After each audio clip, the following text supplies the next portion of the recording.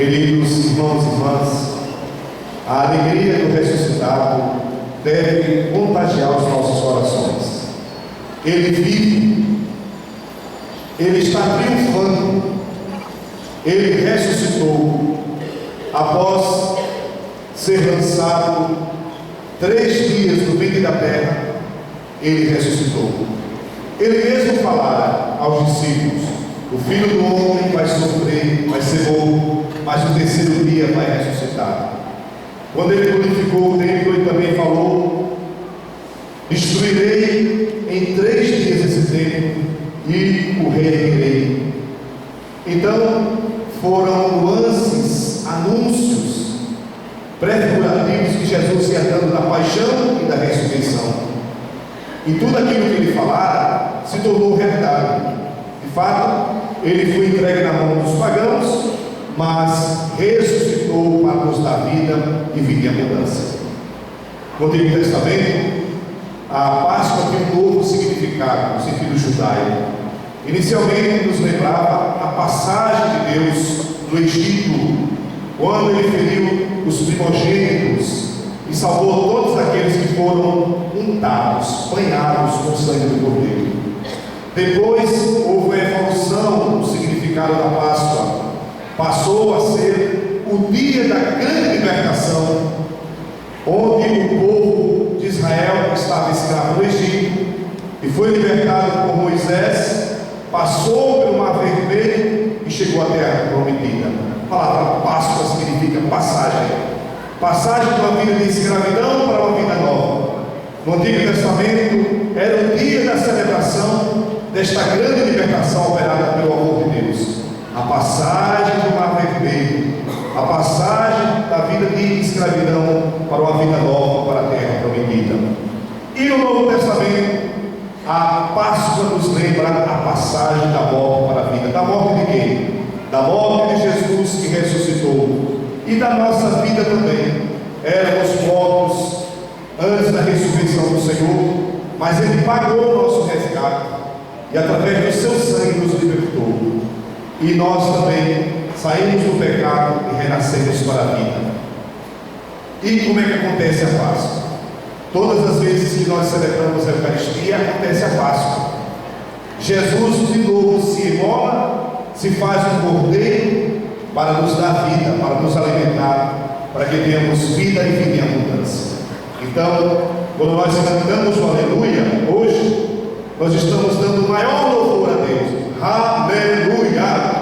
Em hebraico significa o grande louvor que brota do coração, um frenesi, uma alegria estupenda que nós podemos dar ao nosso Deus, que ressuscitou Jesus para nos dar vida de qualidade, vida de abundância. Aleluia!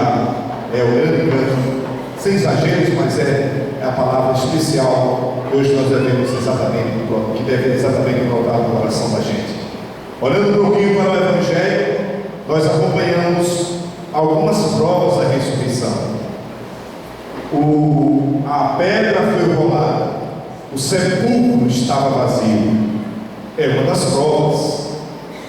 Outras provas, o sudário e os outros lençóis mortuários também são provas do ressuscitado. Mas a grande prova do ressuscitado, na verdade, serão inicialmente as mulheres. O evangelista, ele traz essa nuance, esse fato curioso e ao mesmo tempo interessante e inovador. Em meio ao machismo judaico, Deus se utiliza das mulheres para exatamente colocá-las no mesmo patamar, na mesma dignidade dos homens, e ele não chamou Pedro nem João inicialmente, mas foram as mulheres, e a mais pecadora, que a partir do encontro pessoal que ela teve com Jesus, ela foi libertada, e ela se tornou exatamente a primeira testemunha do ressuscitado. Quem foi? Maria Madalena. Está aqui a imagem dela. Muitas pessoas que não sabem, você me perguntam: qual é o nome daquela santa ali, com aquele jarro, não é?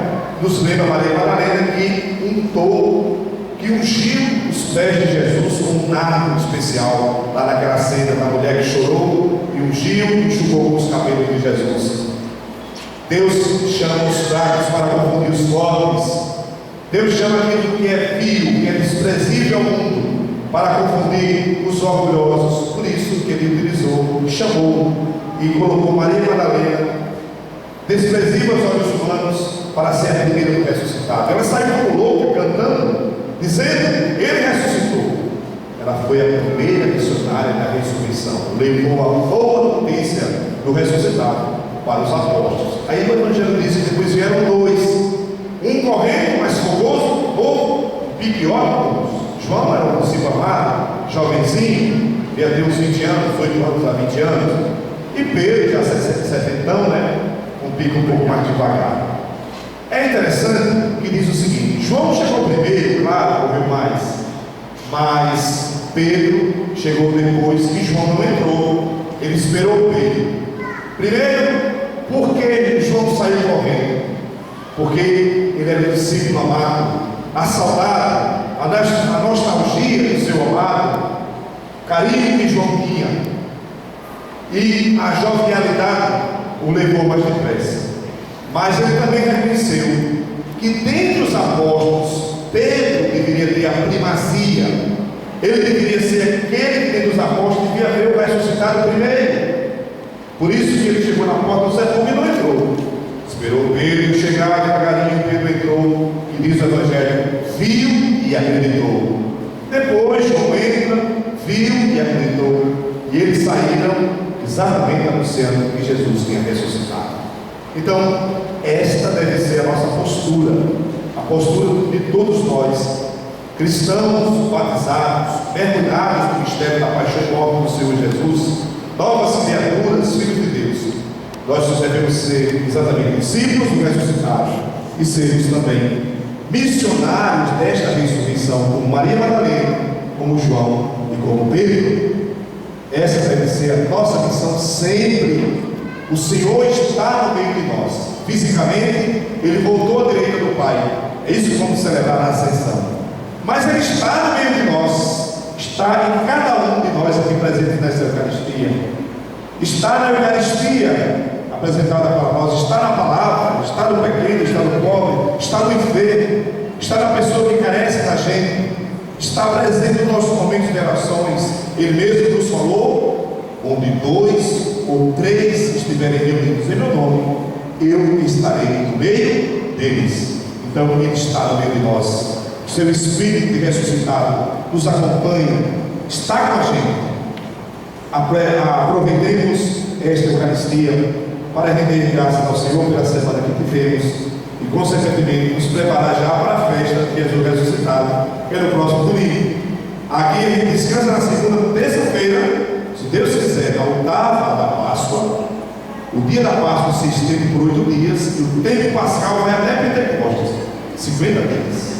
Então, começaremos na terça-feira, se Deus quiser, e de hoje a 8, neste mesmo horário, teremos procissão às 5 horas e depois a Santa Missa solene. Depois da missa, tem quermesse, tem show de evangelização. Continua a nossa festa pascal no próximo domingo, durante toda a semana e no próximo domingo, 9 horas da manhã, tem missa com o bispo, com João Apóstolo, o arcebispo, e de tarde, em procissão e missa. Todos estão convidados a mantermos a mesma alegria, o mesmo ralé, até domingo próximo, se Deus quiser. Louvado seja o nosso Senhor Jesus Cristo, para sempre.